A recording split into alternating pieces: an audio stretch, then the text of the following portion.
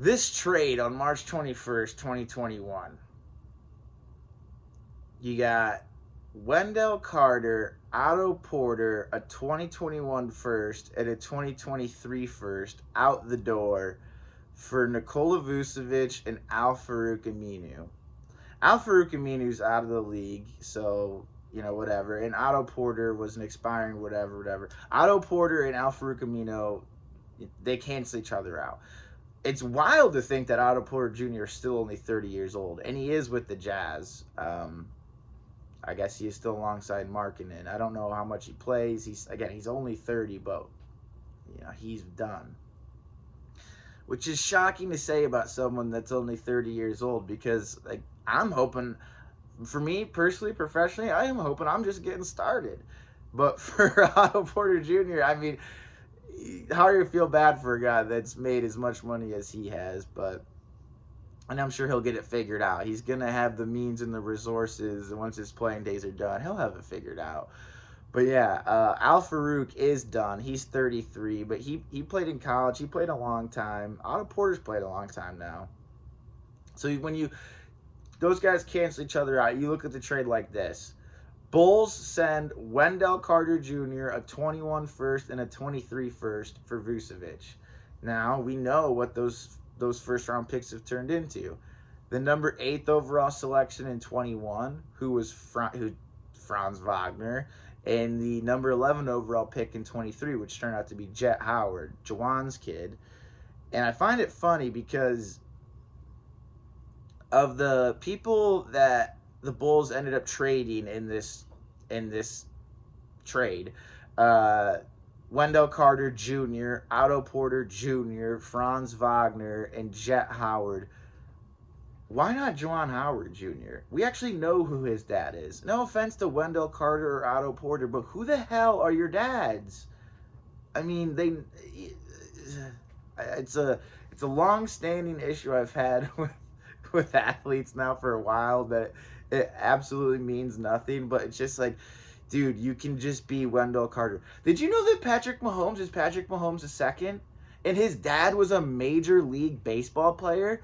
But guess what? The name Patrick Mahomes holds no significance in the realm of football. So there's only one Patrick Mahomes. No need to put the Roman numeral 2 on the back of his jersey, because who cares about his drunk driving dad?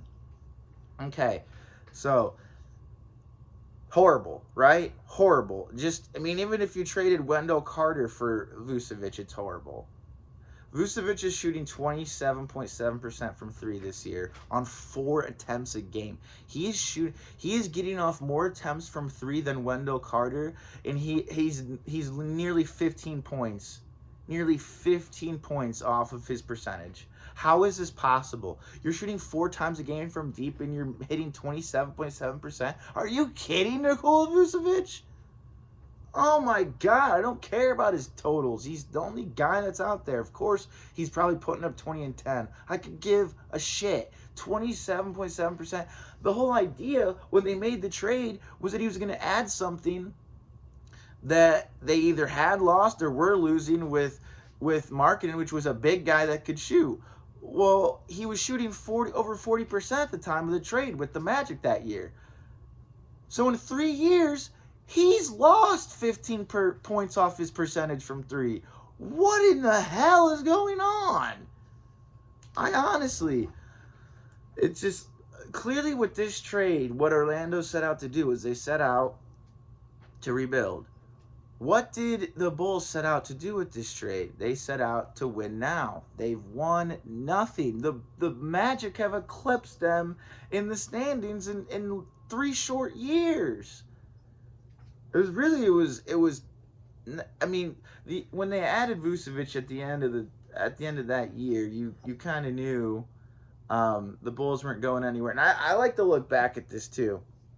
It's the totality of these drafts, right? So again, in 17, the Butler trade, they get Markkanen 7 overall. In 18, they get Wendell Carter 7 overall. In 19, they get Kobe White 7 overall. He's turned into something, right? In 20, at number 4 overall, finally, we're not just talking a starter quality player. I mean, that's the bare minimum that we can expect from a guy that's selected number 4 overall. And to be honest, that's kind of what he's been when he's been healthy.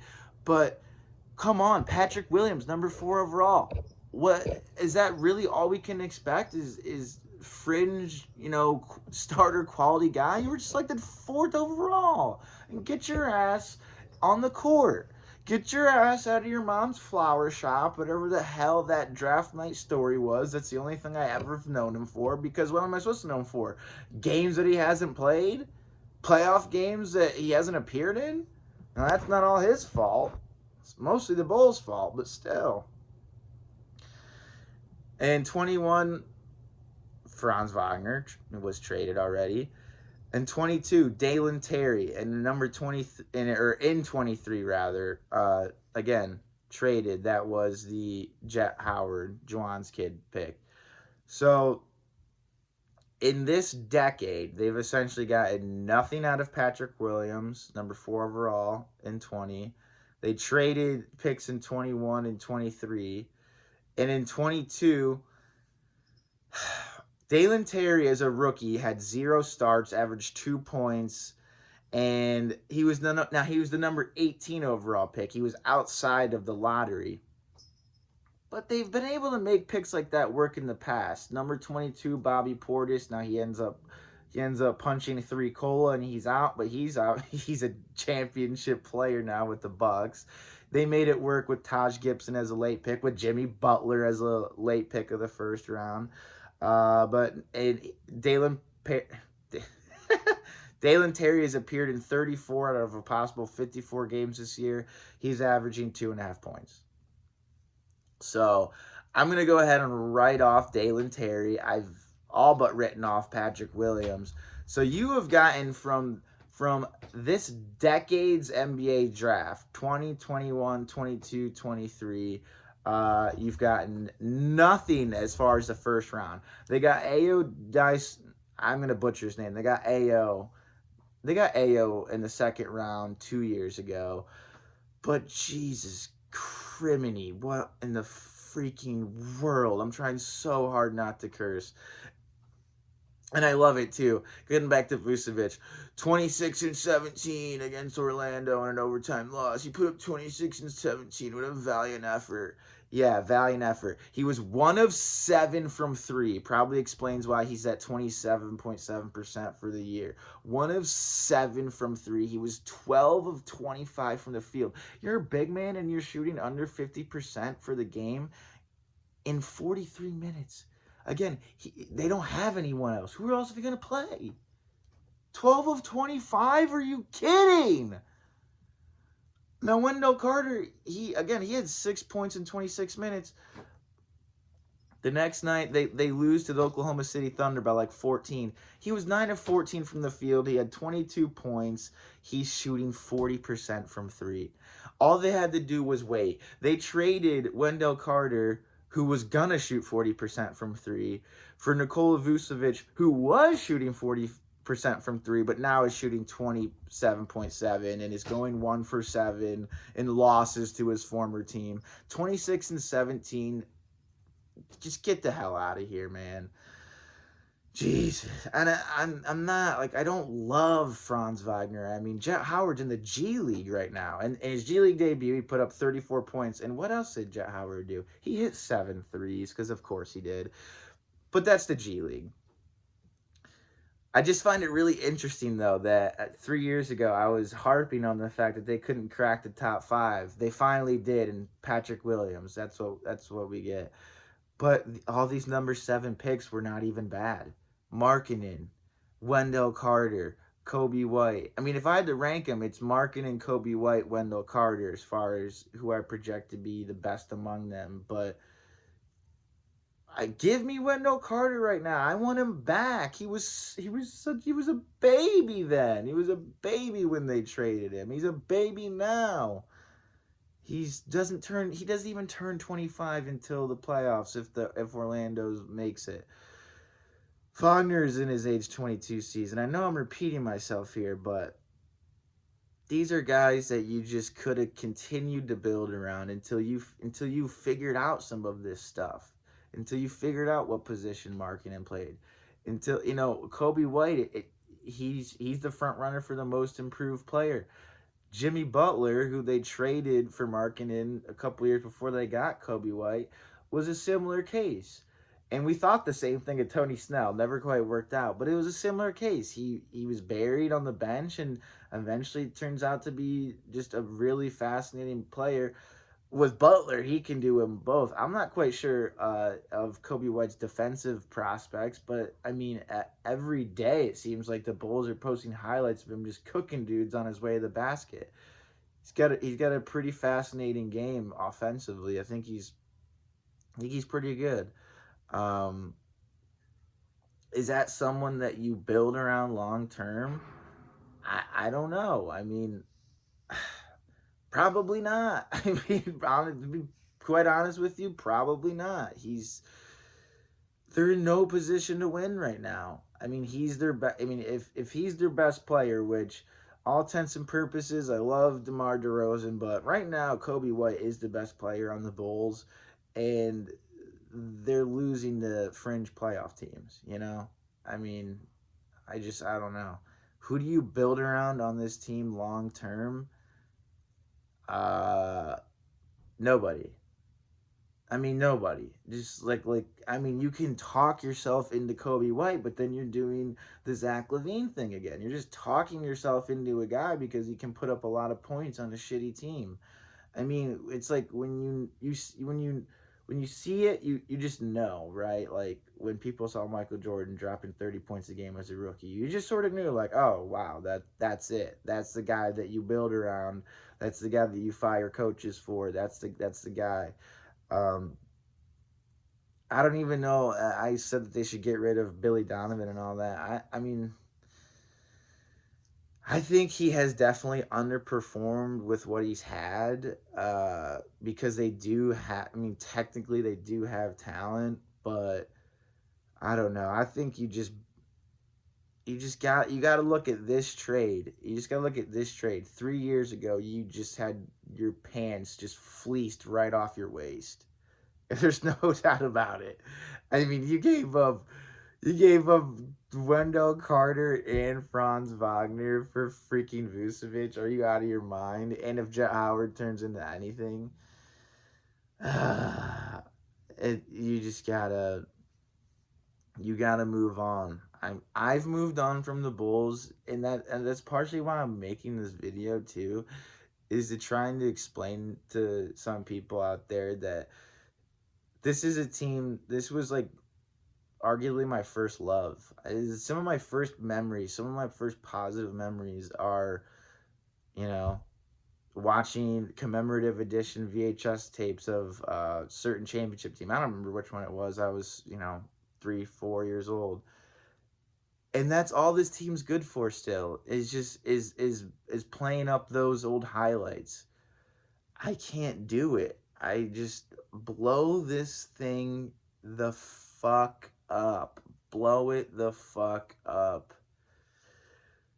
And I can get behind a honest, true rebuild, no matter how bad it gets. But this just team is going nowhere fast. Like, what do you like? You have Levine's locked up long term. Like, what is going on with this team? Um, so I know that I've some really hardcore people tune into this, and they'll share their opinions, and I'm glad to have them. Um, like I like that's how detached I've become. I don't care about the current NBA. Like if you try to tell me something about Deshaun Nix, like I I remember putting up a video about some guy that I didn't know anything about. Oh, guess what? He averages 3 points, and he's good for the G League Ignite. All right, because that guy is not an NBA player. He's a G League Ignite player, but he's not an NBA player. The Timberwolves are finally good, and I don't know. I think he's on a two-way with them. Oh, well, he can't play for him because it's a good NBA team, and he stinks. Tried telling you guys that 3 years ago. Um, so yeah, I don't know. I don't know what they do. I don't know what coach is out there. I don't necessarily give a shit about any of that. I don't care about the NBA. It's really funny.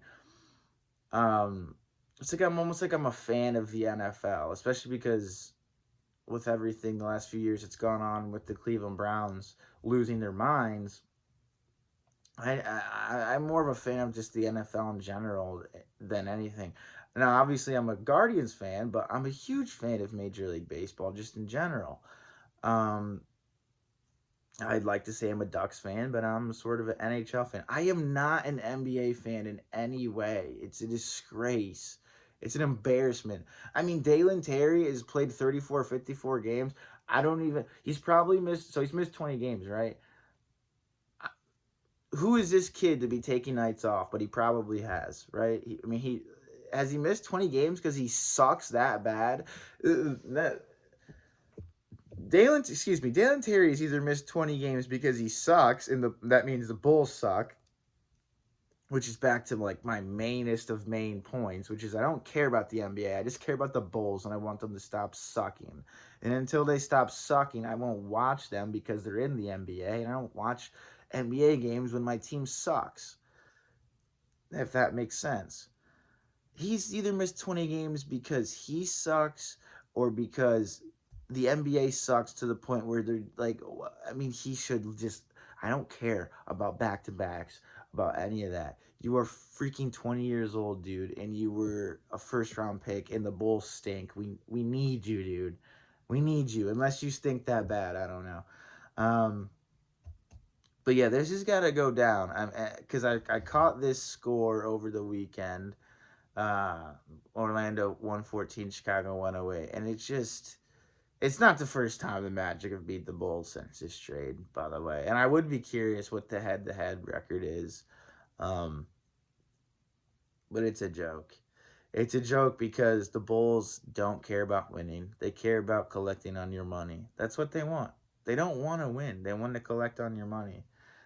And I think it's kind of interesting, too, when you talk about the owner of this team and how the Chicago White Sox are not moving. If the Chicago White Sox are moving, I will cut my own. If the Chicago White Sox moved, I would cut my own penis off, BME Pain Olympic style. Now I wouldn't video it or anything, but I would with a meat tenderizer. I will pulverize my own penis if the Chicago White Sox in any way, shape, or form moved out of the greater Chicagoland area. I would just devastate my male genitalia. And the reason is because it's just not going to happen for any reason. It's just a billionaire trying to pimp a city and the people that live in it out of their hard-earned money because he's too much of a bitch to pay for a stadium himself. Dude, they just renovated the White Sox stadium. I am sorry, okay? I am so sorry that you built that place and then 1 year later Camden Yards came out. I'm sorry, okay? That's just the shit that happens, okay? People catch tough breaks all the time, but you put money into it. And the last time I went there with my good friend Joe and his friends from back home in Chicago, I mean, these were real Chicago guys. Wait, do you think they had hot dogs at the fucking White Sox game? They all had sausages. It was quite literally one of the most Chicago experiences of my life, and it felt so genuine. It felt, man, I mean, this just was a happening place. The outfield area, I think the outfield district. Now, it doesn't have a lot of what these other parks have, but you know what it does have? It has a heart.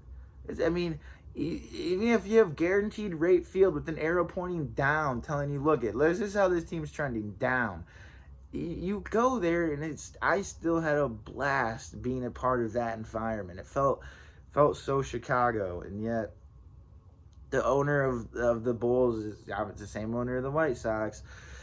He's trying to pimp the team. Like, dude, it all comes together. The same guy that's trying to pimp you out of your own money to build a stadium with the White Sox is the same guy pimping you out of your money each and every night with the Bulls because he refuses to actually put people that know what the hell they're doing, that can plan more than a season and a half ahead. If he just did that.